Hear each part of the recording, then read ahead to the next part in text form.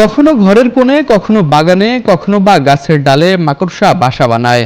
ক্ষুদ্র এই প্রাণীর জ্যামিতিক ছন্দে বোনা জালের রহস্য ভাবায়নি এমন মানুষ খুব কমই পাওয়া যাবে। সেই মাকড়সা নিয়েই জানাবো আজ কিছু মজার তথ্য। মাকড়সা কিন্তু কোনো পতঙ্গ নয়, এর মূল কারণ দুটি। প্রথমত, ওদের পায়ের সংখ্যা ৮টি।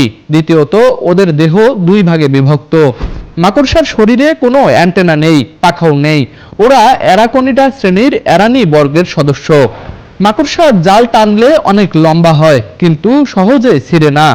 এর প্রসারিত হওয়ার ক্ষমতা স্টিলের চেয়েও বেশি। পা এবং হাঁটার কৌশলের কারণে ওরা নিজেদের জালে নিজেরা আটকে যায় না। এছাড়াও ওদের শরীরের এক বিশেষ রাসায়নিকও আরেকটি কারণ।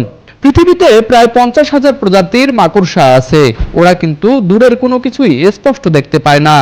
তাই দূর থেকে মাকড়সা দেখে দৌড়ে পালানোর কিছু নেই, কারণ মাকড়সা দূর পর্যন্ত দেখতেই পায় না।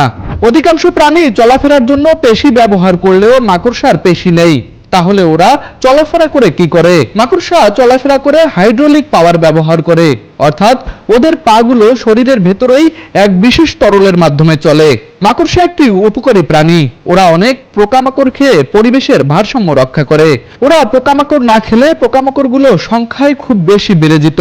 এ কারণে মাকড়সা আমাদের কাছ থেকে ধন্যবাদ পেতেই পারে। তুষার আচার্য, ডেস্ক রিপোর্ট, আরসিটিভি।